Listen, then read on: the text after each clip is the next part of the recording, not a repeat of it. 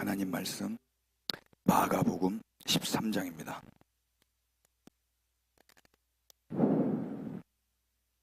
건강하신 분들 일어나셔서 우리 1절부터 13절까지 다 같이 읽으십시다. 마가복음 13장 1절부터 13절입니다. 다 같이 시작. 예수께서 성전에서 나가실 때에 제자 중 하나가 이르되 선생님이여 보소서, 이 돌들이 어떠하며 이 건물들이 어떠하니이까? 예수께서 이르시되 네가 이 큰 건물들을 보느냐?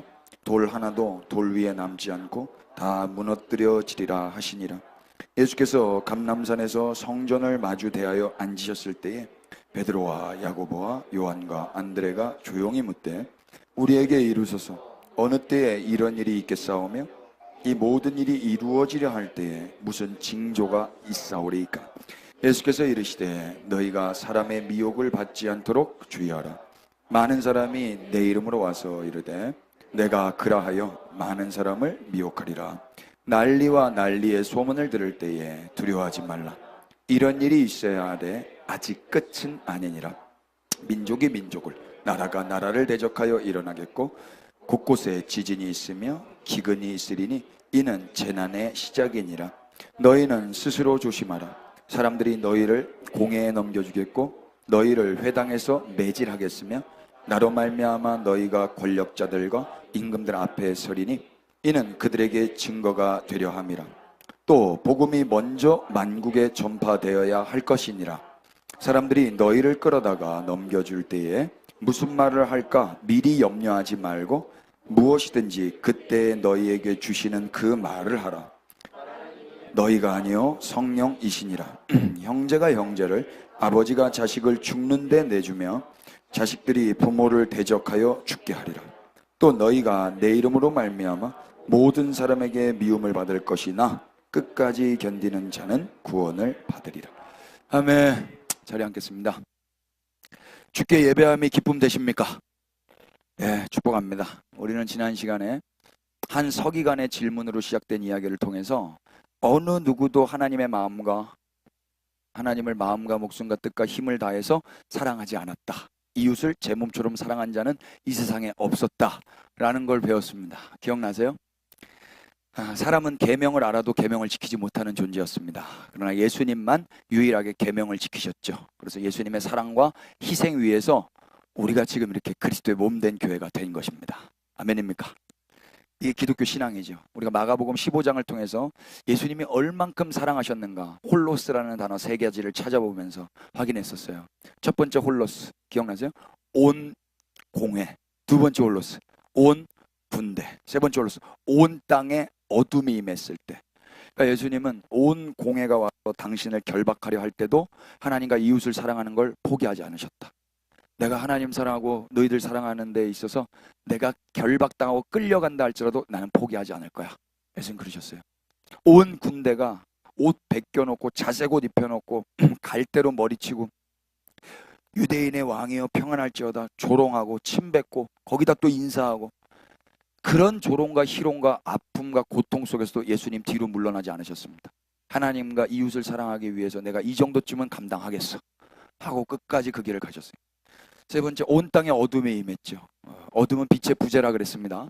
하나님의 없음 그리고 당신의 빛 대심이 기각되는 그날이 온다 할지라도 예수님은 하나님을 사랑하고 우리를 사랑하는 데에 포기하지 않으셨습니다. 우리가 그 사랑 받은 겁니다. 예수님은 생활비 전부 정도가 아니라 당신의 생명 전부를 하나님과 이웃을 위해 드리셨죠. 우리는 지난 시간에 그 여담으로 예수님이 그 과부, 생활비 전부를 돈통에 넣은 그 과부 뒤에서 불렀을까 안 불렀을까 상상해 봤잖아요. 저는 불렀다고 믿어 의심치 않습니다. 그리고 시장 같이 가셨다. 그리고 시장 사람들한테 이분을 맡기셨을 것 같아요. 이분 오면 좀 잘해주소. 좀 싸게 해주고 이 사람 오면 좀 좋은 것 좀 주고. 예수님 그러시지 않았을까요? 만약에 안 그랬다 하더라도 예수님은 먹을 것, 입을 것, 마실 것, 당신의 살을 먹을 걸로 주셨고 당신의 피를 마실 걸로 주셨고 당신을 춥지 않고 어떤 공격에서부터도 보호받을 수 있도록 옷으로 입혀주셨어요. 그 자매님은 그리스도로 옷 입었을 거라고 믿어졌어요. 그러니까 제가 지금 그런 상태이고 우리 교회가 지금 그런 상태 아닙니까? 그래서 예수님이 십자가를 지신 거니까 성경에 안 나오는 내용이라 뭐 저한테 시비를 걸어도 제가 뭐 할 말은 없는데 아무튼 그렇습니다. 아무튼 서기관들은 과부의 가산을 삼키지만 예수님은 과부를 돌보시는 분이시고 과부에게 당신을 내어주시는 분이세요. 에베소서에서 확인한 바대로 서기관들은 높은 자리를 자기들만 올라가려고 혈안이 되어 있었지만 예수님은 그 하늘의 가장 아름답고 고귀한 자리에 우리와 함께 우리를 함께 앉히셨습니다. 이때 아멘 하시면 좋겠습니다. 제 말이 아니라 에베소서 2장 4절 6절 말씀이니까요. 그래서 그 가부나 우리나 아무 공로 없이 예수 그리스도의 사랑으로 인해서 하나님 나라의 맛과 멋을 좀 누리고 있는 거죠. 이처럼 교회는 예수님의 은혜 위에 있는 자들입니다. 예수님은 서기관에게 하나님의 나라가 멀지 않았다고 말씀하셨죠. 그러나 오늘 복음을 들은 우리는 어때요? 아직도 하나님의 나라가 멀지 않았습니까? 그래서 그 나라를 잡기 위해서, 그 나라에 들어가기 위해서 애를 쓰고 있는 건가요? 그게 신앙생활입니까? 그거는 기독교 아니라 그랬죠. 그거는 행위 구원입니다. 예수 그리스도께서 왜 십자가에서 죽임당하신 거예요? 왜 이렇게 온 공에, 온 군대, 온 땅에 어둠이 있음에도 불구하고 그 모든 아픔과 억울함과 통증을 다 받으신 거예요? 우리를 하나님 나라 백성 되게 하시려고 이 일을 하신 거란 말입니다. 아멘이죠. 그러니까 우리 공로가 아니란 말이에요. 눈 떠보니 그 나라가 됐단 말입니다. 눈 떠보니 그 나라에 와 있는 거예요. 오늘 우리 우연히 여기 앞에서 예배 드렸어요. 머리통이 반만해요. 다른 애들 반만해. 그 애가 여기 어떻게 와 앉아있냔 말이에요. 이 아이가 뭘 했어요? 아무것도 안 했다면 기분 나쁠지 모르겠지만 우리 아내가 많이 했어요. 그리고 여러분들이 많이 돌봐 주셨잖아요. 이수표 권사님 큰일 하셨습니다. 집에 갔는데 애 볼에서 침 냄새가 제발 뽀뽀 좀 하지 마세요. 애 얼굴 여기 침 냄새가 아무튼 큰일 하셨습니다. 그렇게 돌봐 주셨기 때문에 이 아이가 여기서 있는 거 아니겠어요? 그러니까 우리 역시 기독교 신앙은 인간이 하나님의 나라에 도달하기 위해서 애를 쓰는 게 아니에요. 얼마나 노력하면 돼요? 어디까지 하면 돼요? 우리 겸손하게 인정하자고요. 인간은 불가능합니다. 그래서 교회는 겸손히 하나님과 이웃을 사랑하셔서 율법을 완성하신 예수님의 순종과 충성 위에서 은혜를 받아야 되는 거예요. 그렇기 때문에 무엇보다 시급한 건 이 복음을 듣는 겁니다. 너 이렇게 됐어. 너 여기에 와 있어. 이렇게 하신 분이 그분이셔. 이 소식을 듣는 거예요. 그때 비로소 우리는 숨을 쉬는 거예요. 숨을. 그분이 누구신데요? 서기관은 하나님이 한 분이라는 것만 알았지만 이제 교회는 이 하나님이 성삼위 하나님이라는 걸 알죠. 그래서 다윗의 주 되신 성자 하나님께서 다윗의 자손으로 오셨다라는 걸 이제 비로소 알게 되는 거예요. 그리고 그 예수님이 하나님과 이웃을 생명 다해 사랑하셔서 십자가에서 죽임당하신 분이라는 걸 알게 되죠. 그래서 그 사랑으로 인해 복음을 듣고 있는 우리는 하나님께 나아갈 수 있게 되었고 이제 길을 잃은 방황하는 자들이 아니라 목자와 감독에게 돌아온 자들이라는 거, 이 지식이 생긴다고요. 이 하나님을 아는 지식. 요한복음 17장 3절에 따르면 영생은 곧 유일하신 참한 하나님과 그가 보내신 자 예수 그리스도를 아는 것이라고 하잖아요. 그래서 우리는 일생 우리의 컨디션 때문에 흔들릴 수가 없어요. 이걸 안다면 피차 복음 안에서 쉼을 누리시고 감사하고 감격하고 예배하실 수 있기를 축복합니다. 원래 이 앞에 걸 안 하려고 했는데 일부 해보니까 조금 길더라고요. 그래서 빨리 오히려 더 집중이 잘 되실 겁니다. 오늘은 마가복음 13장인데요. 소위 종말론적으로 해석해온 성전 파괴의 이야기입니다. 대체로 이 13장부터 이제 종말론적으로 무시무시한 이야기가 이제 나오는데 본문의 형태는 예수님과 제자들의 대화체입니다. 대화를 하고 계시는 거예요. 우리는 이를 통해서 제자들의 수준을 알아볼 거고요. 또한 예수님이 얼마나 너그럽고 얼마나 사랑스러운 분이신지 복음을 또 선포하려고 합니다. 먼저 13장 1절을 다 같이 읽어주실까요? 예수께서 시작.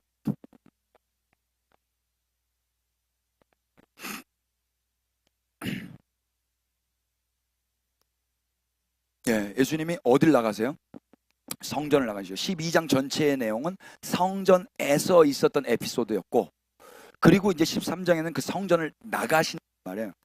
나가는데 제자 중 하나가 누굴까? 누군지 잘 모르겠어요. 모르는데 이제 심중에 있는 사람은 한 명 있긴 한데, 아무튼 범인을 찾지는 마십시다. 아무튼 그 제자가 선생님께 뭐라고 그래요? 보소서, 이 돌들이 어떠하며 이 건물들이 어떠합니까? 이게 뉘앙스가 어떤 것 같아요? 이 제자 눈에 보기에는 이 성전이 근사해 보였는가 봐요. 예뻐 보였는가 봅니다. 크고 웅장하고 아름다워 보이는. 그러니까 예수님 이거 어때요? 이 돌 어때요? 이 건물 어때요? 이렇게 물어봤던 거예요. 학자들에 따르면은요, 예수님 당시에 아직 건축 중이었던 이 헤롯 성전은 세상에서 가장 아름다운 건물이라는 평을 받았다고 합니다. 그래서 실제로 사방 수백 킬로미터 밖에서도 볼 수 있을 만큼 크고 인상적인 건물이었대요. 수백 킬로미터 바깥에서 어떻게 보여요? 와, 진짜 엄청나게 크게 지었나요? 그때는 뭐 고층의 것들이 없으니까 또 보일 수 있었겠고, 높은 데 있으니까 볼 수도 있었겠지만, 뭐 번쩍번쩍 하고 오니까 더 잘 보였겠죠. 그러니까 랜드마크 같은 그런 어마어마한, 눈에 아름다울 만한 것들이 많았던 것 같습니다. 제자 눈에도 그러니까 예수님 당신은 어떠세요? 이렇게 질문을 했던 거예요. 근데 예수님의 답변이 뭡니까? 2절 다 같이 읽어볼까요? 시작. 예수께서 이르시되 네가 이 큰 건물들을 보느냐? 돌 하나도 돌 위에 남지 않고 다 무너뜨려지리라 하시. 아멘. 예수님의 대답은 좀 의아합니다. 제자는 좀 맞장구를 쳐줄 걸 예상했을지는 모르겠지만 자기는 좋아서 말한 건데 예수님은 무너진다고 이야기하니까 좀 당황스러워요. 여기서 우리말 보다라고 번역한 헬라어가 블레포인데요. 한번 따라해 보실까요? 블레포. 이게 중요합니다. 13장 전체에서 5번 등장을 하는데 모두 중요한 대목에 사용되어졌어요. 한번 눈으로 따라가 보실래요?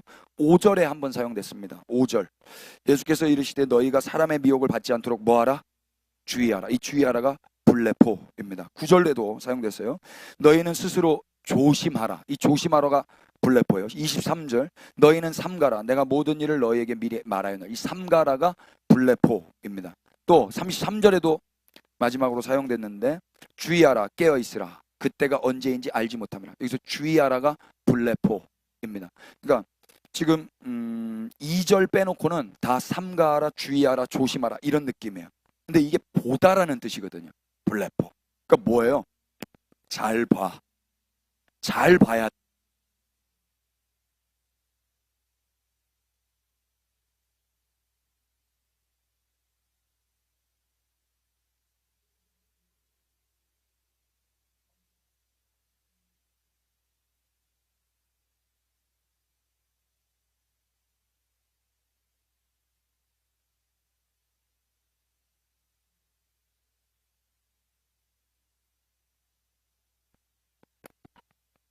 얼마나 궁금해.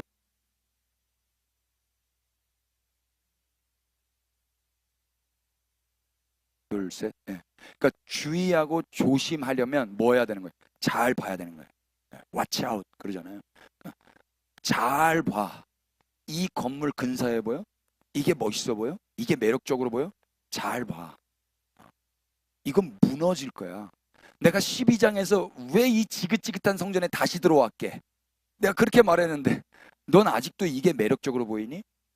예수님 그러시는 것 같아요. 예수님은 그곳에서 나가시잖아요. 이 성전에서 나가시는데 제자는 이 성전이 예뻐 보이는 거예요.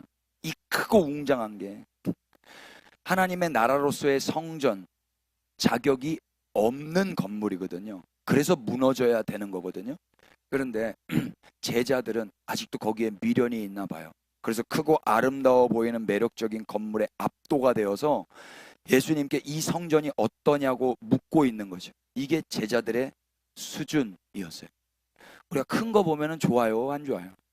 야, 크면 그냥 좋은 거 있고 그냥 우와 하는 거 있잖아요. 그 정도로 어떤 압도감이 있었던 것 같아요. 그러나 예수님은 그들에게 잘 보라고 말씀하셔요. 이게 무슨 말입니까? 예수님께 헤롯 성전은 그저 예쁜 쓰레기에 불과한 거였습니다. 아무리 예쁘면 뭐예요? 쓰레기인데.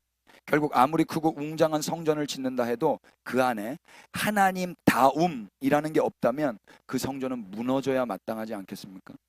우리 예수님은 껍데기의 마음을 뺏기지 아니하세요. 아무리 크고 웅장해 보여도 그 안에 하나님의 임재와 하나님의 흔적이 없다면 그 아무것도 아닌 겁니다. 어차피 쓰레기이기 때문에 그 쓰레기 버리는데 긍휼함이 필요할 필요가 있겠습니까? 빨리 버려야죠.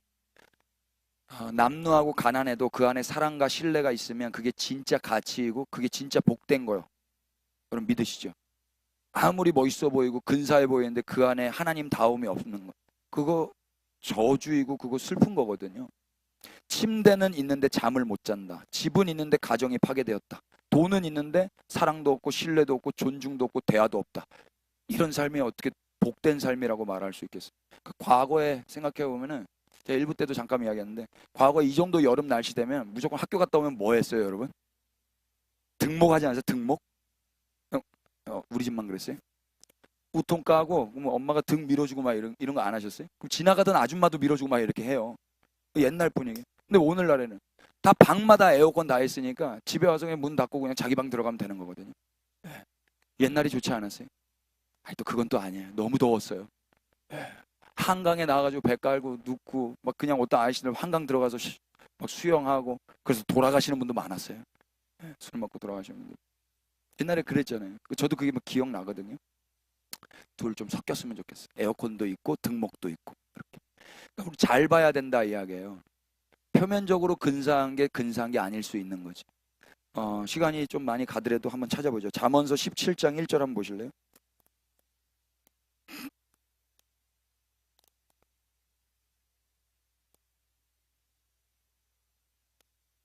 한번 다 같이 읽겠습니다. 다 같이 시작. 마른 떡 한 조각만 있고도 화목하는 것이 제육이 집에 가득하고도 다투는 것보다. 오늘 제육볶음이었는데 오늘 제육이 있으면서 화목했어요. 예. 그런데 여기서는 이제 마른 떡, 이 마르다라는 게 황폐하다는 뜻입니다. 아무리 황폐해도 화목한 게 훨씬 낫다는 거예요. 그런 가정이 훨씬 낫다는 거예요. 제육, 불고기, 뭐 소고기 맨날 먹는데 맨날 싸워. 예. 주님, 주님, 주님이 우리 안에 계시면 내 삶에 황폐함이 있어도 살 수 있다 없다. 예. 우리 그렇게 잘 살아가십시다. 로마서 14장 보실래요?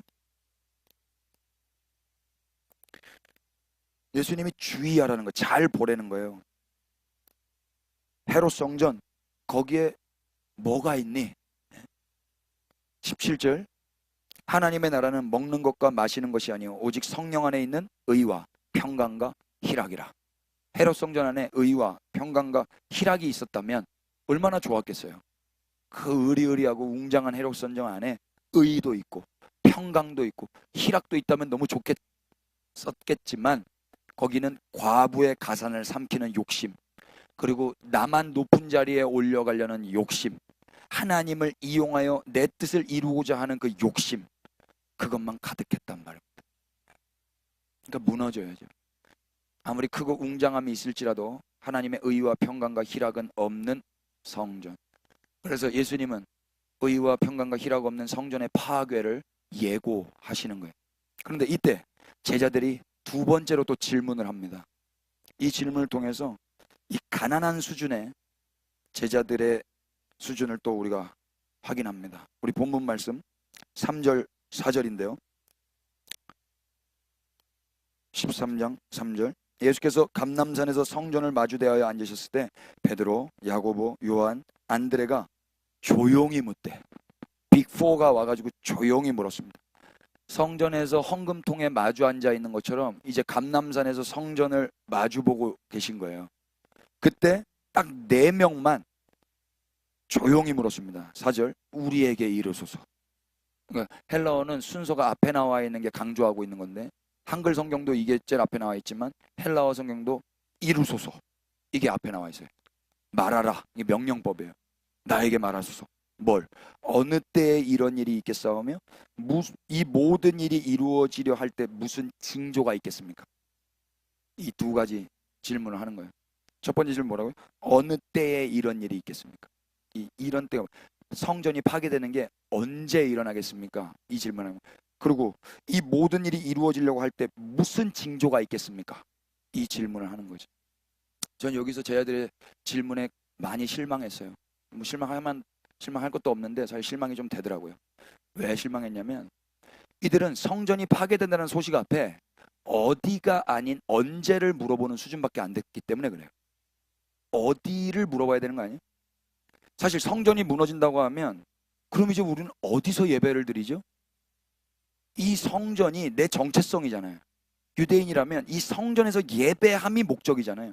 근데 이 성전이 무너진다고 하는데도 그럼 이제 우리가 어디서 예배를 드릴까요? 이렇게 질문하는 게 아니라 언제 그런 일이 있냐는 거예요.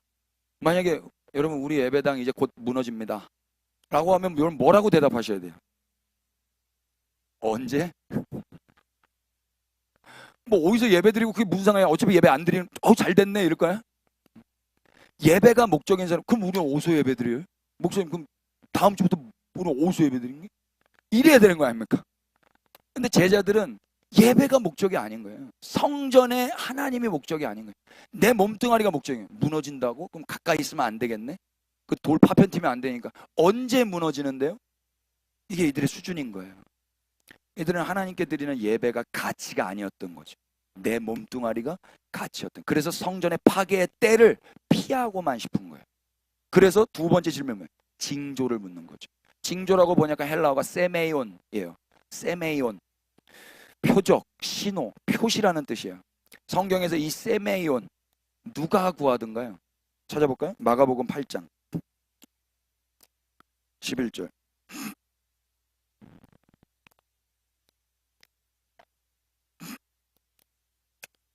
바리새인들이 나와서 예수를 힐난하며 그를 시험하여 하늘로부터 오는 뭐를? 표적을 구하거늘. 예수께서 마음속으로 깊이 탄식하시며 이르시되 어찌하여 이 세대가 표적을 구하느냐? 내가 진실로 너희에게 이르노니 이 세대에 표적을 주지 아니하리라 하시고 그들을 떠나 다시 배에 올라 건너편으로 가시니라.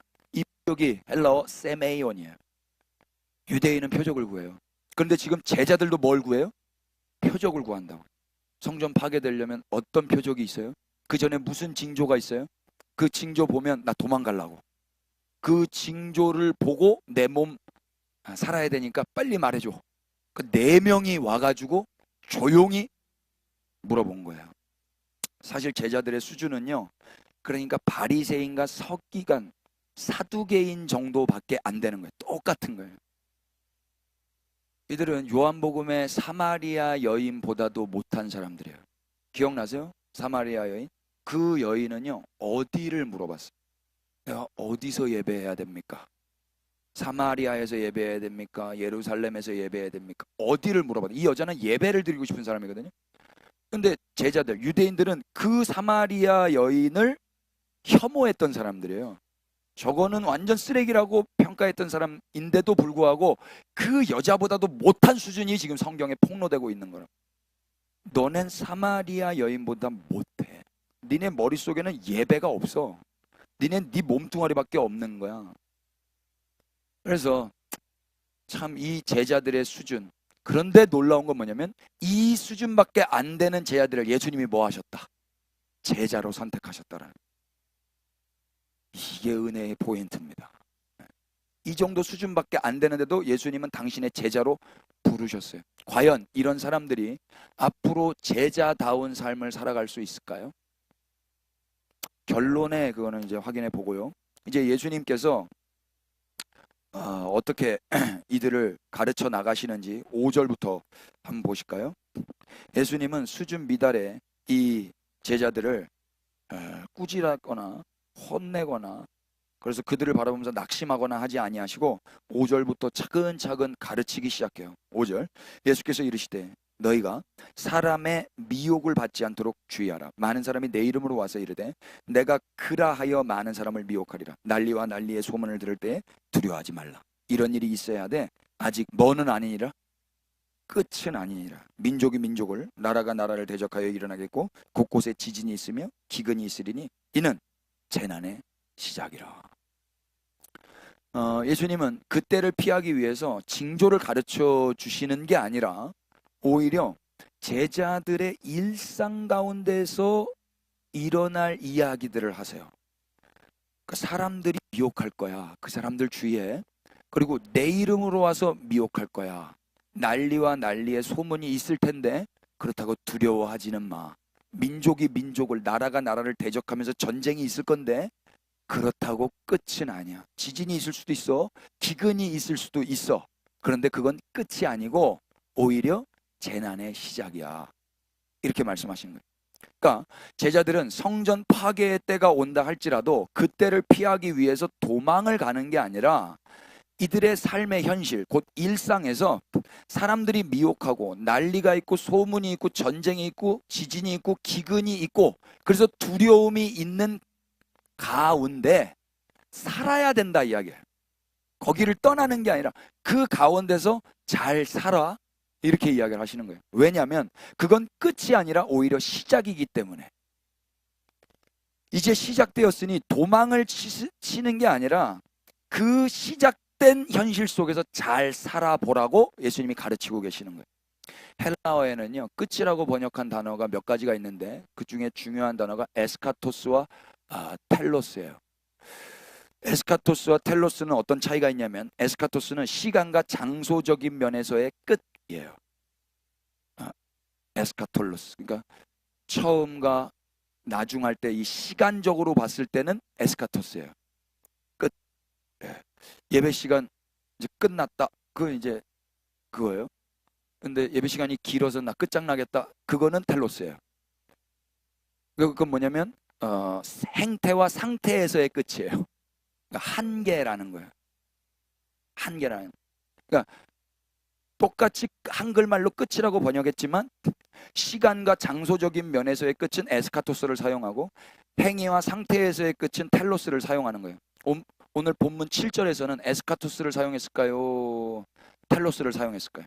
그러니까 시간적인 끝을 이야기하는 걸까요? 아니면 행위와 상태의 결국을 이야기하는 걸까요? 그러니까 무슨 얘기냐면 이게 너희의 끝은 아니다라는 게 너네 이거 한 게 아니다라는 거예요. 너희의 행위와 상태가 이걸로 끝나지 않는다는 거예요. 언제? 지진이 와도, 기근이 와도, 전쟁이 있어도, 나라가 뭐 소문이 있고, 뭐 어떠한 이벤트가 있다 할지라도 끝 아니다. 그 상황에서 살 수 있다 없다? 있다라는 거예요. 이제 제자들에게 요구되는 삶은 뭘까요? 이들이 해야 하는 신앙생활은 뭐겠습니까? 일상에서 행위와 상태에서의 끝까지 그 한계에 도전하면서 사는 거예요. 끝이 아니니까. 그러니까 이런 거죠. 미혹이 있어도 너 살 수 있어. 난리가 있어도 살 수 있어. 지진이 있어도 살 수 있고 기근이 있어도 살 수 있어. 끝 아니야. 너 그거 한계 아니야. 할 수 있어. 그래서 이렇게 말씀하시는 거예요. 오히려 그건 재난이 시작된 거에 불과해. 여기 재난이라고 번역한 헬라말은 오딘이에요. 오딘은 여자가 애 낳는 고통이란 뜻이에요. 해산의 고통. 그러면 이 재난이 시작되었다라는 게 진통이 시작돼서 고통이 시작된다면 그 끝은 뭐겠습니까? 애가 나오는 거죠. 애가 나오는 거예요. 그 사이에 제 아들은 뭐 해야 되냐면 그 현실들을 잘 살아야 된다. 해산의 고통이 시작되었을 뿐 제 아들은 그 시간을 통과하지 못하는 게 아니에요. 한계를 돌파하지 못하는 게 아니에요. 끝이 아니기 때문에 잘 살 수 있다고 예수님이 지금 말씀하시는 거예요. 그래서 9절부터 이렇게 말씀하세요. 9절 보실래요? 너희는 시작. 너희는 스스로 조심하라. 사람들이 너희를 공회에 넘겨주겠고 너희를 회당에서 매질하겠으며 나로 말미암아 너희가 권력자들과 임금들 앞에 서리니 이는 그들에게 증거가 되려. 예. 지금 도망가라고 말하는 게 아니라 도망갈 수 있는 뭐를 팁을 주시는 게 아니라 사람들이 너희를 뭐 한다고? 공회에 넘겨주고 너희를 회당에서 매질할 것이고 나로 인하여 너희가 권력들과 임금들 앞에 서게 될 거야. 그런데도 끝 아니야. 여기도 할 수 있어. 살 수 있어. 한계 아니야. 이렇게 말하는 거예요. 10절. 그런데 이 과정 속에서 뭐가 먼저 전파돼야 된다 그래요? 네, 또 복음이 먼저 만국에 전파돼야 된대요. 이 제자들 수준을 우리가 묵상하다 보면 과연 이걸 할 수 있을까요? 이들은 파괴되는 성전의 마음을 뺏기고 있는 자들이고 예배에는 생각이 없고 어떻게든 이때가 언제인지를 알아서 도망갈 생각만 하고 있는 사람들인데 예수님은 전혀 다른 이야기를 하고 계신 거예요. 니네 이 상황 가운데서 복음을 전하는 자로 살 거야. 도망가는 게 아니라 이 일상, 매질당하는 일상, 끌려가는 일상, 왕과 임금들 앞에, 그들 앞에 서는 일상 니네 살아야 돼. 할 수 있어. 이렇게 말하신다. 어떻게 이게 가능할까요? 예배보다 자기 몸뚱아리가 우선인 이 제자들이 어떻게 이게 가능하냔 말이에요. 바리새인들처럼 표적과 징조만을 구하는 제자들에게 이 삶이 어떻게 가능하겠어요? 그렇지만 우리는 누구를 믿어야 됩니까? 제자들의 수준을 믿어야 됩니까? 예수님의 말씀을 믿어야 됩니까? 네. 신자는 예수님의 말씀을 믿는 자들이죠. 표면적으로 얘네 수준은 지금 그걸 해낼 수 없는 수준이고 실력인데 예수님은 할 수 있다라고 말씀하시는 거예요. 박해와 난리의 상황 가운데서도 복음이 전파될 것이라고 말씀하시니 그렇게 될 줄로 믿습니다. 아멘. 이 수준 미달의 제자들이 이 난리통에 어떻게 복음을 먼저 증거하게 될까? 저는 11절에 그 힌트를 찾았습니다. 다 같이 11절. 사람들이, 시작. 사람들이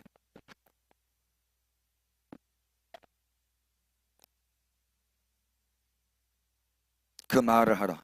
말하는 이는 너희가 아니요. 아멘. 말하는 이는 누가 아니요? 너희가 아니요. 성령이라. 이거는 목사님들이 설교 준비 안 하고 이 말씀 가지고 오늘부터 내가 성령님이 말씀 주시는 대로 설교하겠다. 그거 아닙니다. 자, 여기 성령이 계시다라는 건 예수님이 십자가를 지신 전입니까? 후입니까? 성령이 계시다라는 건 예수님 십자가 전이에요? 후예요? 후죠. 그러니까 성령의 계심은 예수님의 승천 이후를 뜻하는 거잖아요. 제가 금요 예배 때 그랬죠. 성령은 예수님의 부재 증명이라고 했어요. 기억나세요? 요한복음 16장으로 가셔서 한번 확인해 보십시다.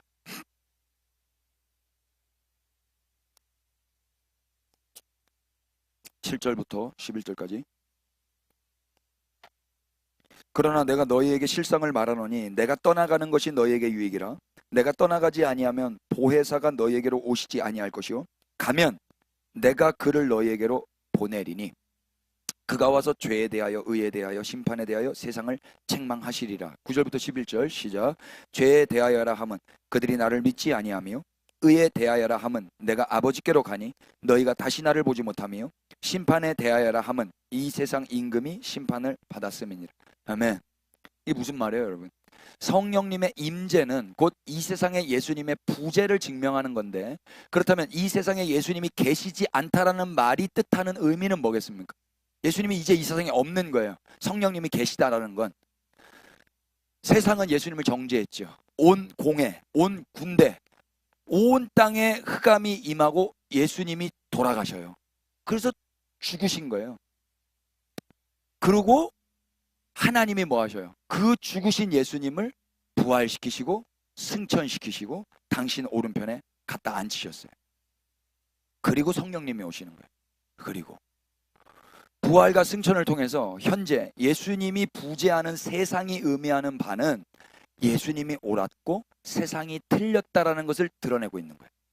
성령의 오심이라는 게 뭐냐면 예수님이 옳았어. 세상은 틀렸어. 이게 성령의 오심이란 말이에요. 사진 하나만 띄워주실래요? 당황돼요? 로한 윌리엄스는 이렇게 이야기합니다. 부활이 뭔가? 부활은 세상이 예수에게 내린 편결을 하나님이 거부하고 뒤집으셨다고 우리에게 말해요. 이거 아닌. 이건 한 달 전 예배. 일부 예배 때 뭐 받은 거 없어요? 상관없어요. 부활은 세상이 예수님께 내린 편결을 하나님이 거부하고 뒤집으셨다고 말하는 거라고. 그러니까 부활이라는 게. 그러니까 그렇게 예수님은 세상에 대한 하나님의 거부로 부활 승천하셨고 이 세상에는 그것에 대한 증명으로 성령님이 오신 거다 이야기예요. 그래서 성령님이 이 땅에 오셔서 지금도 함께 하신다라는 의미가 뭐냐면 이 요한복음 16장 8절부터 11절 말씀처럼 죄에 대해서는 세상이 예수님을 믿지 않은 죄를 지었다라는 걸 드러내고 계시는 거고, 의에 대해서는 세상은 의롭지 못했다라는 거고, 심판에 대해서는 이 모든 세상의 일에 대해서 하나님이 세상을 심판하셨다라는 걸 의미하는 거예요. 이게 성령님이 오신 걸로 말미암아 하나님의 속 안에 있는 의중이 드러난 거란 말입니다. 이해되세요? 성령님의 오심으로 인해 비로소 우리는 예수님에 대한 하나님의 판단과 하나님의 마음, 속마음을 알게 되었죠. 아, 예수님이 틀린 게 아니었네. 예수님이 옳았네. 질문 드리겠습니다. 예수님 죄인이십니까? 아닙니까? 아니죠. 그걸 뭘로 증명하는? 성령님이 오신 걸로 증명하는 거라고. 또 세상이 옳았어요? 예수님이 옳았어요? 세상은 자기 지식, 자기 옳음을 가지고 예수님을 죽였잖아요. 그런데 옳음밖에 없는 하나님이 예수님을 부활시켜서 예수님을 승천시키셨지 않습니까? 그리고 성령님이 오신 거란 말이에요. 예수님이 틀리지 않았다라는 보증으로 성령님이 오시는 거라고요. 그러니까 예수님 안 틀렸어요. 예수님 죄인 아니시고 오히려 세상이 틀렸죠. 예수님이 옳았어요. 그러니까 이제 제자들이 마주해야 될 세상은 어떤 세상인 거예요? 아무리 무섭고 두렵고 전쟁이 있고 기근이 있고 매질이 있다 할지라도 성령님께서 제자들에게 줄 말을 넣어주겠다라는 건 제자들이 마주해야 될 고난과 박해의 때가 십자가 이후라는 걸 의미하는 거예요. 성전 되시는 당신의 몸이 파괴된 이후에 그 이야기를 하는 거라고요. 그래서 이미 예수님에 대한 하나님의 평가에서 예수님이 의롭다고 인정을 받은 후 제자들도 그 삶을 사는 거라고. 그렇기 때문에 제자들 역시 예수님의 삶을 따라 살게 된다면 하나님의 지지를 받으면서 사는 거기 때문에 그들에게 두려울 게 뭐가 있겠습니까? 그럼 하나님이 우리를 지지한다. 두려울 수 있어요? 이 믿음이 없는 거죠. 근데 성령님이 오셨다는 건 하나님이 지지하고 계시는 거예요. 세상 모두가 다 예수님이 틀렸다라고 죽인 거거든요. 그런데 하나님이 안 틀렸어. 얘 혼자 맞았어. 그 증명이 성령님이라고요. 성령님이 계십니까? 안 계십니까? 그럼 예수님이 옳았다라는 거예요. 그 성령님이 우리 안에 계시잖아요. 그럼 우리가 똑같이 예수님의 삶을 살면 세상은 우리가 옳다고 그래요? 틀렸다고 그래요? 틀렸다고 하겠죠. 그렇지만 예수를 통해서 우리가 확인했고 성령님이 내 안에 있으니까 우리는 하나님의 지지를 받으면서 사는 거란 말입니다. 맞습니까? 정리해보면 세상은 하나님이 보내신 메시아 예수님을 정죄했고 그래서 결국 죽였죠. 바리새인과 사두개인, 서기관들과 장로들 그리고 로마 군인들 모두가 다 자기 지식, 자기 의로 예수님을 죽였어요. 예수님은 이제 당신의 제자들 역시 이 예수님의 삶을 따라가게 될 거라고 지금 말씀하고 계시는 거예요. 그러나 제자들은 두려워할 필요가 없습니다. 이미 하나님께서 예수님을 인정하셨어요. 지지하셨어요. 그러니 일상에서 예수님의 제자로 살아가는 그 삶에 어떤 고난과 매질이 있다 할더라도 예수님이 잘 살아보라고, 그거 한계 아니야, 그거 끝 아니야 라고 지금 말씀하고 계시는 거예요. 수준 미달의 제자들이 이 예수님의 삶을 따라갈 수 있을까요? 아무리 머리로는 알겠는데 그저 제 몸 하나 건사하기 위해서 표적과 징조를 바라는 바리새인 정도의 제자들, 예배의 장소보다 자신의 목숨이 더 우선인 자들, 이들이 어떻게 고난의 때를 통과하면서 자신의 한계를 극복할 수 있겠습니까? 이들의 컨디션을 생각하면은 좀 갸우뚱하잖아요. 그러나 예수님이 먼저 십자가에서 죽으심으로 이들에게 사랑을 베푸실 것이고, 그래서 성령의 임재를 통해 하나님의 판결과 지지를 받게 됨으로 인하여서 이들은 이들의 어떠함과 상관없이 이전과는 전혀 다른 새로운 삶을 살게 될 것입니다. 지난주에도 확인했듯이 어느 누구도 하나님과 이웃을 사랑한 사람 없었죠.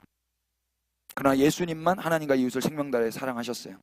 그 후에 이제 우리도 그 길을 따라가게 되었던 것처럼 오늘도 역시 박해의 때에 예수님의 사랑은 사람이 할 수 없는 것, 그것을 하게 하십니다.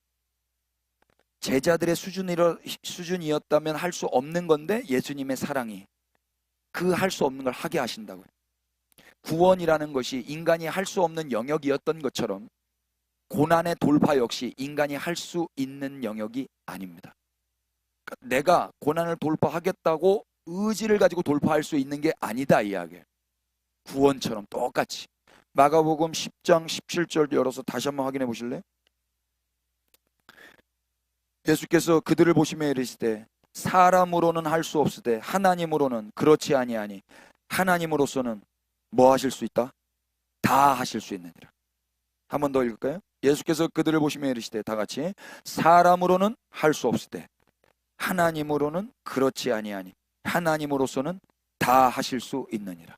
아멘. 이게 십자가 사랑에서 이루어진 기적이에요. 십자가에서 기적이 일어났다고요. 사람은 할 수 없는데 하나님은 하시는 거. 그게 오늘은, 어저께는, 그러니까 지난주에는 구원이었다면 이번 주는 뭐예요? 고난을 돌파하는 거예요. 환난을 돌파하는 거라고. 이거 우리의 컨디션을 보면 할 수 있어요, 없어요? 우리의 수준은 할 수 없어요. 그런데 하나님으로서는 다 하실 수 있다, 없다? 본문 말씀 마가복음 13장 12절 13절 보세요. 형제가 형제를, 아버지가 자식을 죽는 데 내주며 자식들이 부모를 대적하여 죽게 하리라. 상상만 해도 끔찍한 현실입니다. 도망치고 싶고 부정하고 싶은 현실입니다. 그러나 이런 날이 있다, 없다? 있다. 이거 우리의 수준대로라면 이거 통과할 수 있어요, 없어요? 없죠. 제자들 수준 못 통과합니다. 우리도 마찬가지입니다. 그러나 예수님 뭐라 그래요? 할 수 있다. 끝 아니다. 한계 아니다. 돌파할 수 있다. 그러는 거예요. 13절 다 같이 읽어볼까요? 또 시작. 또 너희가 내 이름으로 말미암아 모든 사람에게 미움을 받을 것이나. 이 13절 여러분 어떻게 이해하고 계십니까? 끝까지 견디는 자는 구원을 받으리라. 이제 우리는 이 말씀을 구원의 조건으로 읽지 않을 수 있다고 봐도 되겠습니까? 할렐루야. 그러니까 구원을 받기 위해서 인간들이 끝까지 견디려고 했다가는 다 중간에 포기할 거예요. 그리고 포기하는 자신을 보면서 또 죄책감에 빠질 거예요. 그리고 또 두려워할 거예요. 포기했네. 그럼 난 구원 못 받는 거 아닌가? 이 반복이란 말입니다. 이 반복. 이 끝까지 견딤을 누가 할 수 있어요? 그래서 소위 우리는 마지막 때를 살아가는 신자로서 늘 두려움 가운데 사로잡혀 있는 거 아니에요? 견뎌야 되는데 못 견딜 것 같고 통과해야 되는데 못 통과할 것 같으니까 늘 겁이 난단 말입니다. 그런데 아니에요, 여러분. 달리기 해보셨어요? 달리기? 제가 요즘에 달리기를 하는데 하루에 5km, 이게 트레드밀 위에서 달리다 보면 숫자가 올라가잖아요. 왜 이렇게 더디게 올라가요? 너무 더디게 올라가요. 저는 허리 환자이기 때문에 이 통증이 있는데 그 통증을 피해가면서 뛰어야 돼요. 그래서 단계들이 있는데 아무튼 예배를 계속 해야 되니까 이 시간들을 스케줄을 소화해야 되니까 운동은 필수적이거든요. 그래서 달리기를 하는데 이 5km를 넘는 게 너무 힘들더라고요. 5km. 5km 여러분 달릴 수 있으세요? 안 해보셔서 5km가 어떤 점 모르죠? 5km를 달리려면은 한 10 정도로 해놓고요. 20분, 25, 30분을 계속 달려야 돼요. 속도 10을 해놓고. 괜찮으세요, 여러분? 그 정도 하세요? 우린 그것도 못 견뎌요. 그런 우리가 이 마지막 때 뭐 이런 환난을 견딘다고요? 어떻게 견뎌요? 45.195km 견디는 사람이 많습니까? 100km도 못, 50km도 못 견뎌요. 아니, 아무것도 못 견뎌요. 우리는 그냥 바보 멍텅구래요. 지난주 병신이라고 해가지고 여러분 놀랐다고 그래요. 병신 안 쓰려고 입에 나오는데 지금. 우린 못 견뎌요. 그런데 성경은 뭐라고요? 끝까지 견디는 자는 구원을 받으리라. 그럼 난 구원 못 받네? 이 반복이잖아요. 자, 차근차근 이 말씀을 생각해 보죠. 여기 우리말 끝이라고 또 나오죠. 13절에 끝까지 견디는 자는, 이거 에스카토스일까요? 텔로스일까요? 텔로스입니다. 여기서 끝은 시간의 끝을 의미하는 에스카토스가 아니에요. 그래서 이 말씀은 종말의 때까지 견디라는 게 아니에요. 종말의 때까지. 이 텔로스는 7절에 이미 사용된 행위의 상태라는 끝이죠. 그러니까 보세요. 예수님께서 제자들에게 이미 성령님께서 오신 뒤에 생활을 말씀하시는 것이라면 먼저 예수님이 이 끝을 견뎠다라는 거예요? 안 견뎠다라는 거예요? 견뎠다라는 거죠. 지난주에 확인했던 것처럼 예수님이 하나님과 이웃을 사랑하셨던 것처럼 이 견딤도 제 아들이 먼저 견디는 게 아니라 누가 먼저 견디는 거예요? 예수님이 견디니까 성령님이 오시는 거잖아요. 네?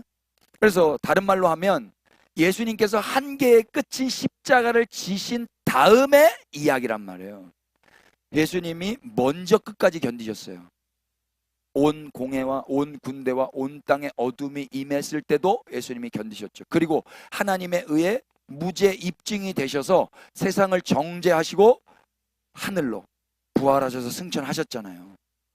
이 견딤 다음에 하나님이 예수님을 구원하신 거예요. 하나님이 예수님을 구원하셨다고. 그러니까 우리말 견디다라고 번역한 헬라 말이 휘포메오거든요. 휘포와 메노의 합성어예요. 휘포는 아래란 뜻이고 메노는 머물다라는 뜻이에요. 그래서 휘포, 메노는 아래에서 머물다는 거예요. 이게 견딤이에요. 예수님이 견뎠다라면 어디서 견디신 거예요? 어디까지 견디신 거예요? 사람들의 그 조롱, 예수님이 견뎠죠. 하나님의 침묵, 견뎠죠. 지옥까지 내려감, 견뎠죠. 다 견뎠어요. 끝까지 견뎠어요. 그리고 하나님이 구원하시는 거예요. 예수님이 나 이제 구원받을래 해가지고 구원받은 게 아니라 견뎠다고요. 견디고 하나님이 건져내시는 거예요.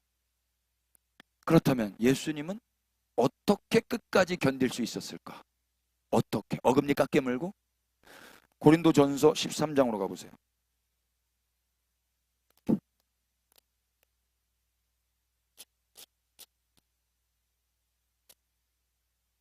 4절.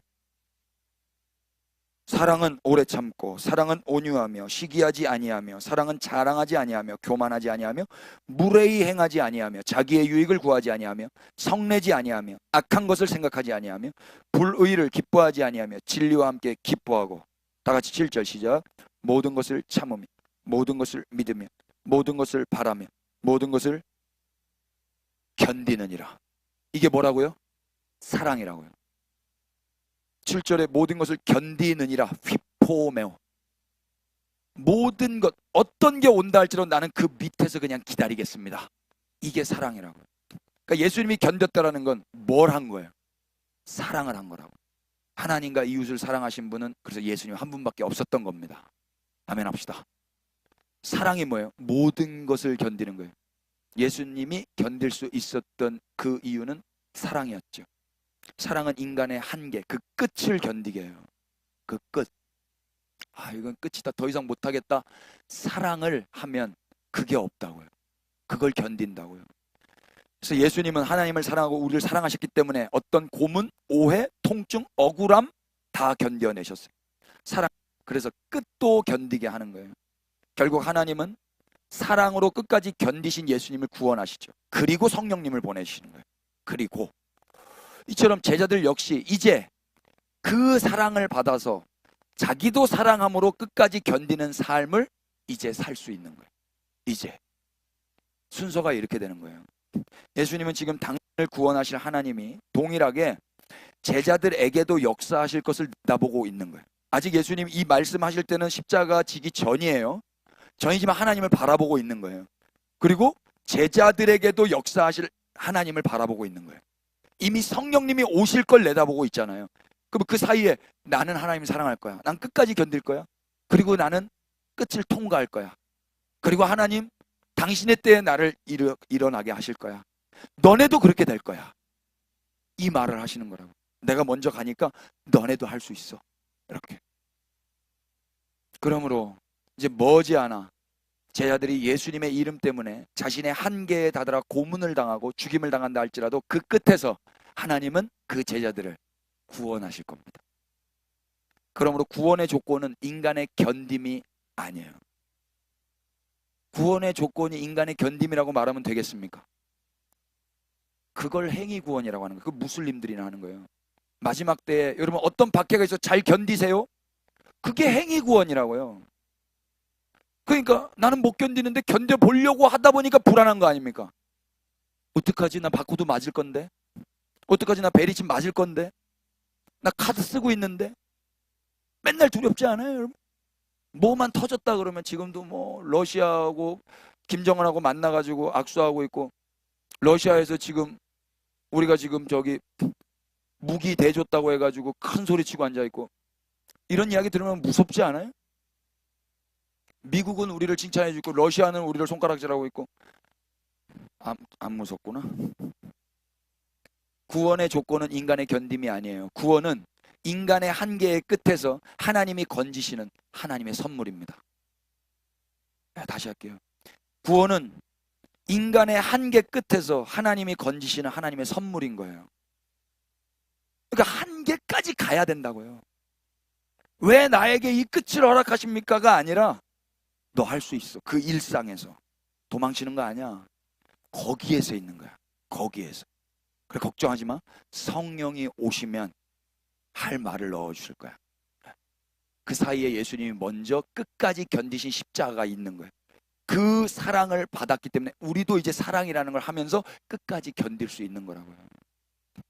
그렇기 때문에 이 본문을 가지고 마지막 때 끝까지 견디기 위해서 여러분 다른 데 가시면 안 되고 이 예배당에 모여서 기도하고 예배만 드려야 된다 라고 속인다면 그건 잘못 해석한 거예요. 시한부 종말론자들이 이런 본문을 가지고 그렇게 말하고 있다면 잘못된 거라고요.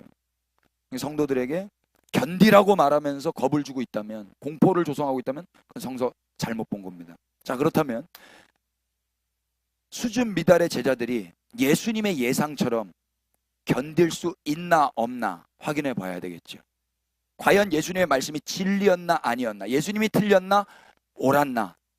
사도행전 3장으로 가셔서 확인해 보십시다.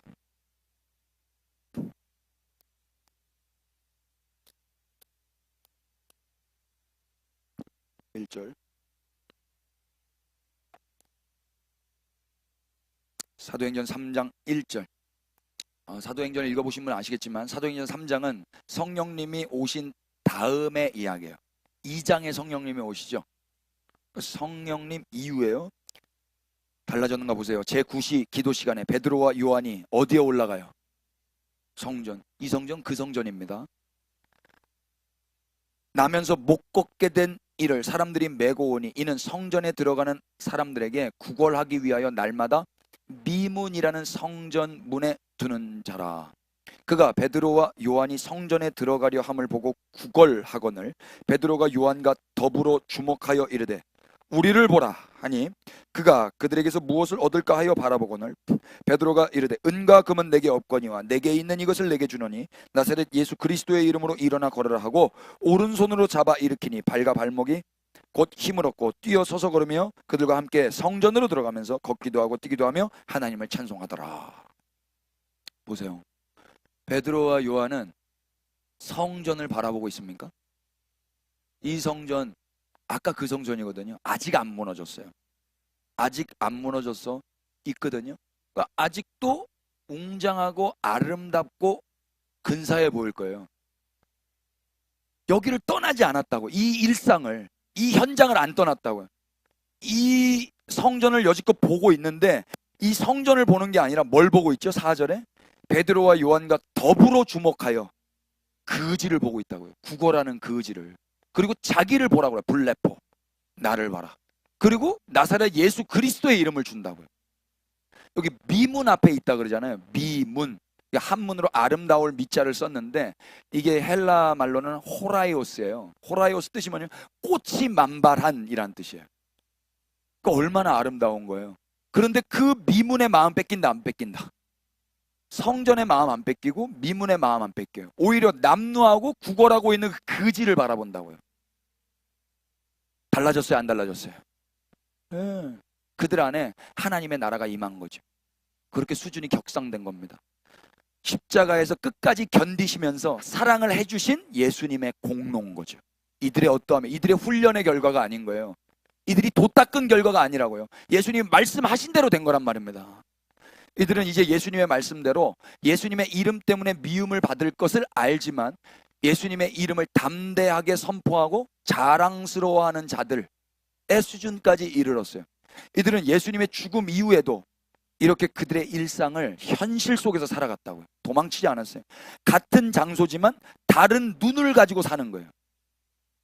똑같은 성전을 보는데 이제는 그게 예뻐 보이거나 웅장해 거기 마음 안 뺏기는 거예요.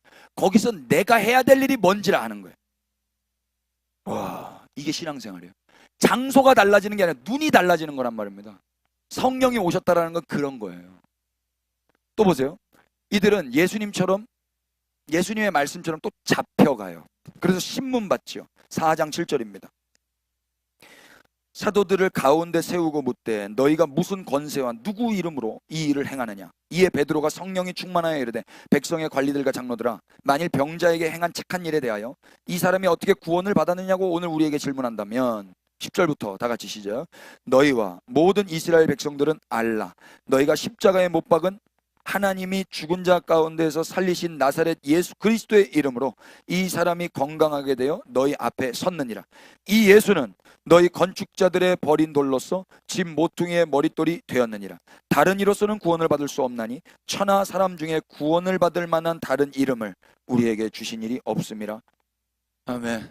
이거 누구한테 하는 말이에요? 관리들, 장로들, 서기관들, 대제사장 앞에서 이 이야기를 하는 거로. 제자들이 이렇게 하고 있는 겁니다. 이들 수준이 이런 수준이었습니까? 아니잖아요. 이렇게 됐다고요. 복음을 전하고 있어요. 목숨이 달랑달랑한데도 불구하고 이렇게 담대하게 복음을 전해요. 결국 이렇게 복음을 전하니까 어떻게 돼요? 신문 받고 끌려갑니다. 그런데도 불구하고 이들은 성령 충만함으로 담대하게 말을 해요. 다음에 또 병든 사람을 고쳤고 귀신 내쫓았어요. 그 일이 빌미가 돼서 또 감옥에 갇혀요. 그런데 주의 사자가 그 옥문을 또 열어주죠. 옥문을 열어주고 어디서 가르치냐면 성전에서 가르쳐요. 성전을 바라보면서 참 멋있다, 좋다, 나도 여기서 한 자리 하고 싶다, 이런 마음 안 먹고 이 성전에서 가르쳤다라는 건 뭘 가르친 거예요? 복음을 가르친다고. 아까 마가복음 13장 10절에서 또 복음이 먼저 전파되어야 하리니, 그렇게 되는 거예요, 안 되는 거예요? 그렇게 되는 거예요. 한번 하게 봅시다. 5장 17절. 대제사장과 그와 함께 있는 사람 즉 사두개인의 당파가 다 마음에 시기가 가득하여 일어나서 사도들을 잡아다가 옥에 가두었더니 주의 사자가 밤에 옥문을 열고 끌어내어 이르되 가서 성전에 서서 이 생명의 말씀을 다 백성에게 말하라 하매 그들이 듣고 새벽에 성전에 들어가서 가르치더니 대제사장과 그와 함께 있는 사람들이 와서 공회와 이스라엘 족속의 원로들을 다 모으고 사람을 옥에 보내어 사도들을 잡아오라고 하니 부하들이 가서 옥에서 사도들을 보지 못하고 돌아와 이르되 우리가 보니 옥이 든든하고 잠기고 지키는 사람들이 문에 서 있을 때 문을 열고 본즉 그 안에는 한 사람도 없더이다 하니 성전 맡은 자와 제사장들이 이 말을 듣고 의혹하여 이 일이 어찌 될까 하더니 사람이 와서 알리되 보소서 옥에 가두었던 사람들이 성전에 서서 백성을 가르치더이다 하니 성전 맡은 자가 부하들과 같이 가서 그들을 잡아왔으나 강제로 못하면 백성들이 돌로 칠까 두려워함이더라. 그들을 끌어다가 공회 앞에 세우니 대제사장이 물어 이르되 우리가 이 이름으로 사람을 가르치지 말라고 언금하였을 때 너희가 너희 가르침을 예루살렘에 가득하게 하니 이 사람의 피를 우리에게로 돌리고자 함이로다. 제 아들이 하지 말라는 거 계속하고 있죠. 이들이 용감해서 이게 가능한 거예요? 예수님의 말씀대로 되고 있는 거란 말입니다. 먼저 예수님이 끝까지 사랑하셨어요. 견디셨어요. 그리고 하나님이 예수님을 인정하셨어요. 그래서 성령님이 오셨어요. 그리고 제자들도 그 은혜를 지금 받고 있는 거예요. 29절 보세요. 제 아들이 어떻게 말하는가? 다 같이 읽어볼까요? 29절부터 시작. 베드로와 사도들이 대답하여 이르되 사람보다 하나님께 순종하는 것이 마땅하니라. 너희가 나무에 달아 죽인 예수를 우리 조상의 하나님이 살리시고 이스라엘에게 회개함과 죄사함을 주시려고 그를 오른손으로 높이사 임금과 구주로 삼으셨느니라. 계속 우리는 이 일의 증인이요 하나님이 자기에게 순종하는 사람들에게 주신 성령도 그러하니라 하더라. 아멘. 이들이 이렇게 멋지게 담대하게 말할 수 있는 건 이들의 어떠함 때문이 아니란 말입니다. 예수님이 말씀하신 대로 너네 그거 끝 아니야. 이건 재난의 시작이야. 진통의 시작이야. 이거 끝나고 나면 애가 나올 거야. 그 애가 너네야. 새로워진 너네야. 내가 그래서 먼저 끝까지 견딜 거야. 내가 끝까지 먼저 하나님 사랑할 거고 너네 사랑할 거야. 그리고 하나님 날 구원하실 거야. 너네도 똑같이 그렇게 될 거야. 그렇게 하고 계신 거예요. 이들이 결국 이렇게 하다가 어떻게 돼요? 40절 보실래요? 또 잡혀갑니다. 근데 또 풀려나요. 풀려날 때 그냥 안 풀려나고 매 맞고 풀려납니다. 40절 그들이 옳게 여겨 사도들을 불러들여 채찍질하며 예수의 이름으로 말하는 것을 금하고 놓으니 41절 시작. 사도들은 그 이름을 위하여 능욕받는 일에 합당한 자로 여기심을 기뻐하면서 공의 앞을 떠나니. 매맞아도 기뻐해요. 매를 맞아도. 풀려나서 기쁜 게 아니에요. 풀려나서 기쁜 게 아니라고. 감옥 안 가서 기쁜 게 아니라고. 매를 맞아도 그 이름을 위하여 능욕받는 일에 합당한 자로 여겨질 수 있다라는 걸로 기뻐한 거예요. 나 같은 수준도 그분의 이름을 위해서 능욕받을 수 있다니. 나 같은 수준도 자기가 알 거 아닙니까? 자기 수준이 어떤 존재였던지. 그런데 지금 내가 이루고 있는 거예요. 그분의 이름 때문에 매를 맞고 있는 거예요. 이게 기쁜 거예요. 그래서 또 이들은 뭐합니까? 42절 다 같이 그들이 시작. 그들이 날마다 성전에 있든지 집에 있든지 예수는 그리스도라고 가르치기와 전도하기를. 아멘. 성전에 있어요. 성전을 떠나지 않아요. 그 현장을 지키고 있어요. 집에 있어요. 집을 떠나지 않아요. 중요한 건 뭐야? 거기서 복음을 전하고 있다고요. 예수님이 그리스도가 맞으셨어. 예수님이 메시아가 맞았어. 이걸 성전에서 전한다고. 이거 전하면 감옥 가고 매 맞고 그걸 계속 하는데도 이걸 쉬지 않는다고요. 이걸 끝까지 견디고 있다고. 끝까지. 이들 이제 성전에 있든지 집에 있든지 예수님이 그리스도라는 이 복음을 증거하는 자들이 되었죠. 이들은 모두 이 삶을 끝까지 견디며 살다가 죽음을 맞이했습니다. 이들이 그렇게 살 이유가 자신의 구원을 위해서 견딘 걸까요? 이들이 이렇게 살았던 그 이유가 내가 이렇게 끝까지 견디면 구원받는다니까 끝까지 견뎌야 되겠다 해서 이렇게 산 거예요? 이들은 하나님을 사랑한 겁니다. 예수님을 사랑하고 자기의 나라를 사랑했어요. 성전 안에 있는 사람들을 사랑한 거예요. 스데반이 복음 증거하는 거를 한번 상상해 보세요. 막 표독스럽게 이놈들 이러면서 복음 증거했어요. 맞아 죽는데도 천사의 모습으로 전했다니까요. 사랑한 거예요. 사랑한 거. 그러니까 우리는 복음을 증거할 때 사랑이 없이 복음을 증거하잖아요. 다급함만 있어요. 긍휼한 마음이라고 하지만 사실 긍휼함이 진짜인지 잘 모르겠어요. 저 사람이 불쌍해서 전한다고? 내가 더 불쌍해요, 여러분. 저 사람 불쌍한데 저 사람이 나한테 침이라도 뱉어봐요. 불쌍해요? 사랑이 없어요, 우리는. 근데 여기는 다 사랑으로 하고 있다고. 사랑으로. 다시 성전에 들어가는 거예요. 집에 들어가는 거예요. 이들은 하나님을 사랑하고 이웃을 사랑하셨어요. 그래서 끝까지 오래 참고 모든 것을 견디고 계시는 거죠. 다시 말하면 예수님의 끝까지 견딤을 통한 사랑이 이들을 이렇게 끝까지 견디는 사랑의 사람들로 태어나게 한 거예요. 예수님의 끝까지 견디는 사랑이 이들을 낳은 겁니다. 그 재난의 시작, 진통의 시작, 해산이 되었다 이야기예요. 교회가 그렇게 태어난 겁니다. 우리가 그 교회입니다. 예수님의 죽으심으로 재난, 곧 진통이 시작되었지만 오히려 하나님은 그 시간에 당신의 용감한 교회를 낳으신 거예요. 그러니까 우리는 어떻게 살아야 되겠어요? 이 현실을 떠나야 되겠습니까? 이 현실, 이 일상 가운데서 사는 거라고요. 너 그거 끝 아니야. 할 수 있어.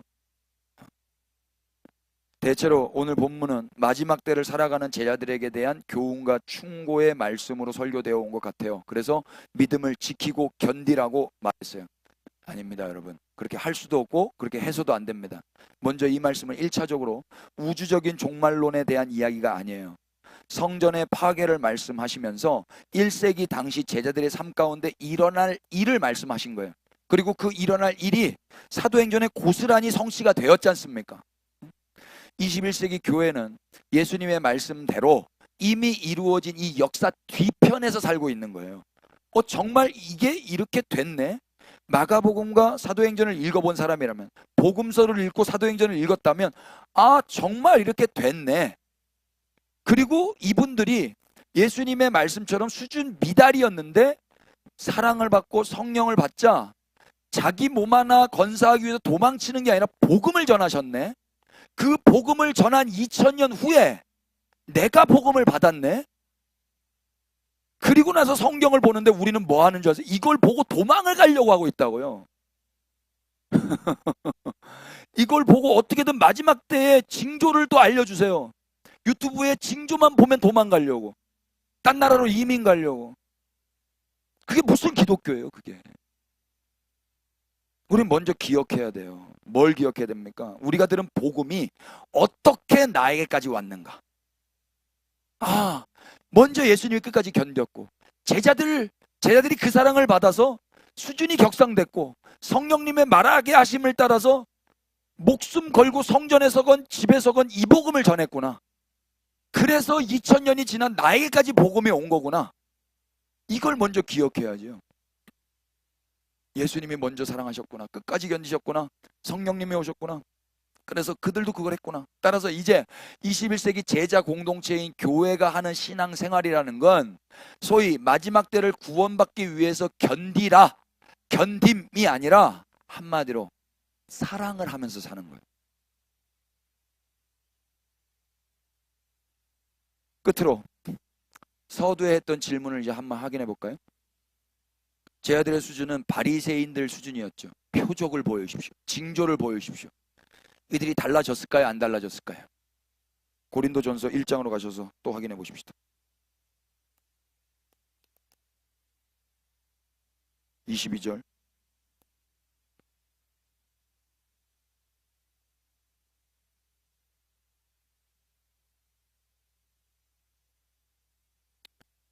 유대인은 다 같이 시작.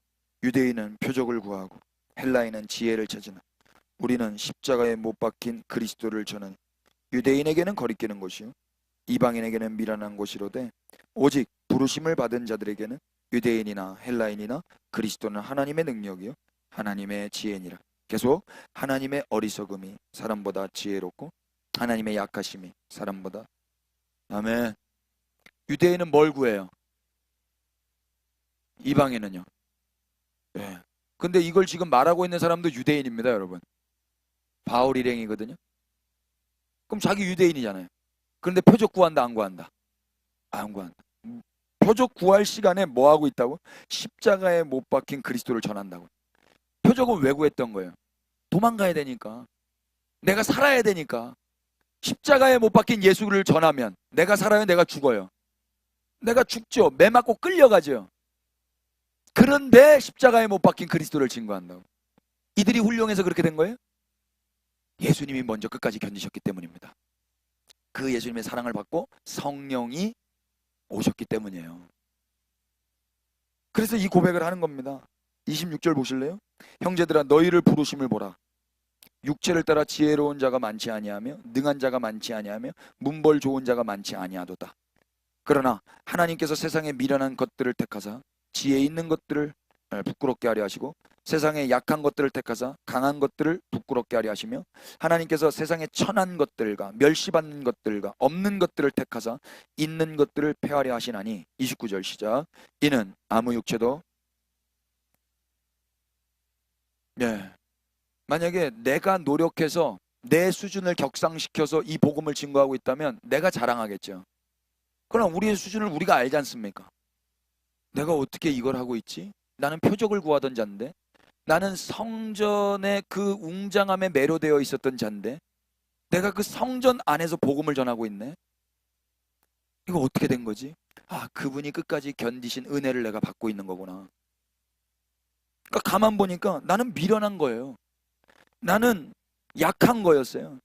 세상에 천한 것이었고 멸시받는 것이었고 없는 것들이었어요. 그런데 그런 나를 선택했다 이야기. 예수님이 그 정도 수준밖에 안 되는 자들을 선택하셨다고요. 그리고 그들을 사랑하셔서 끝까지 견디셨다고. 그리고 하나님의 인정을 받고 예수님은 승천하시고 성령님이 오셔서 이들도 그 사랑을 받은 거예요. 그러면 이제 이들이 어떻게 살아야 되겠어요? 징조 좀 가르쳐 주세요. 도망갈라니까. 언제? 아니요. 성전에 있으면서 성전에 매료되지 않고 복음을 증거하면서 사는 거라고요. 예수님이 그리스도가 맞습니다. 하나님이 틀리지 않았습니다. 예수님이 옳았습니다. 이거 말하면 죽는데도 불구하고 이거 일상에서 전하고 있었다고. 일상에서. 예수님이 세상에 미련한 것들을 택하셨고 세상에 약한 것들, 천한 것들, 멸시받는 것들, 없는 것들을 택하셨어요. 징조와 표적을 구하던 수준 미달의 형편없는 사람들을 예수님이 끝까지 견디셨어요. 한마디로 사랑하신 거죠. 그래서 이들도 이제 끝까지 견디면서 사랑하면서 복음을 전하게 된 것입니다. 그러니까 구원을 받았다고 해도 내가 견뎌서 구원받았다 이렇게 말할 수 있습니까? 그걸 행위 구원이라고 하는 거예요. 그건 자기를 자랑하는 거잖아요. 우리가 이 소식을 들었다면, 어떤 소식? 너는 미련한 자였잖아. 너는 수준 미달이었잖아.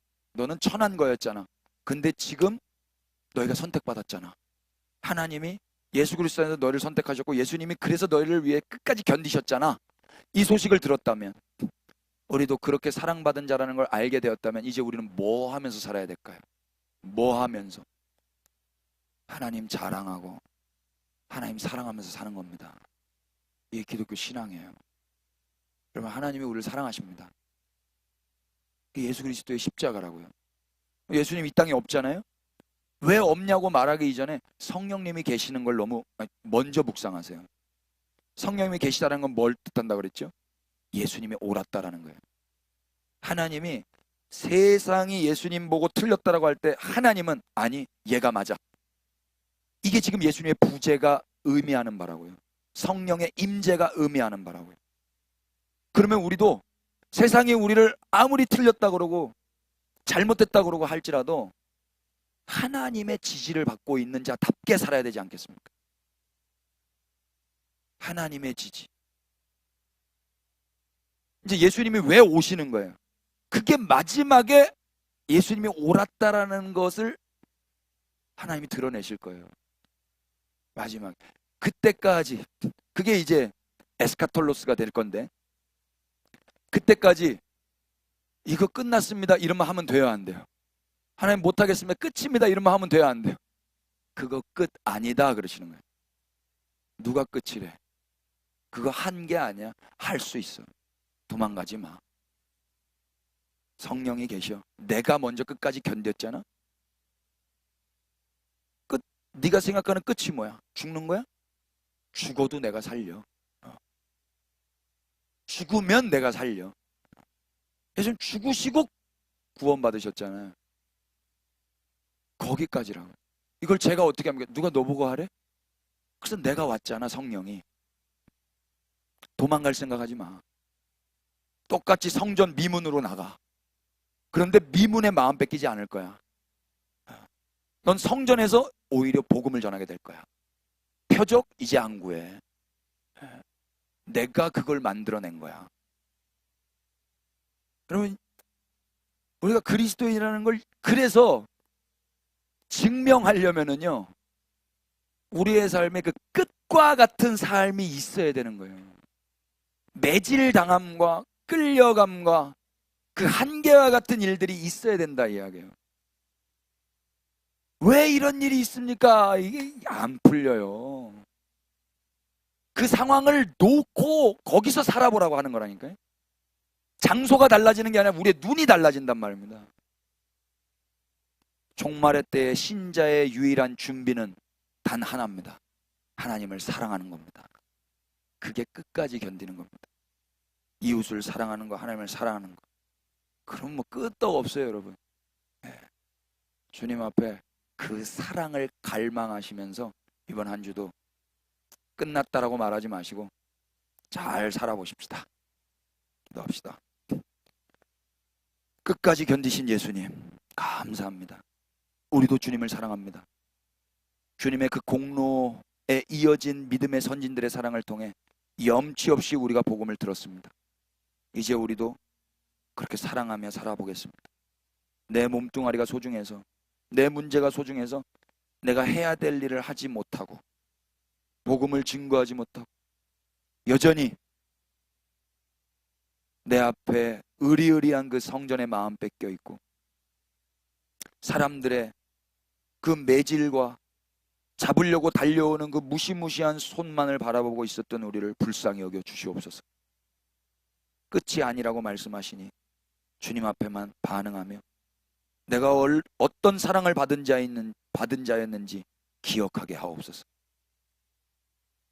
그래서 하나님의 이 지지를 받았으니 이제는 두려움 없이 우리의 삶의 한계를 마주할 때마다 그게 끝이 아님을 기억하며 우리의 일상에서 끝까지 견뎌보겠습니다. 끝까지 견디심으로 사랑을 보여주신 예수님 따라가는 그런 교회 되게 하옵소서. 예수 그리스도의 이름 받들어 기도 올렸습니다.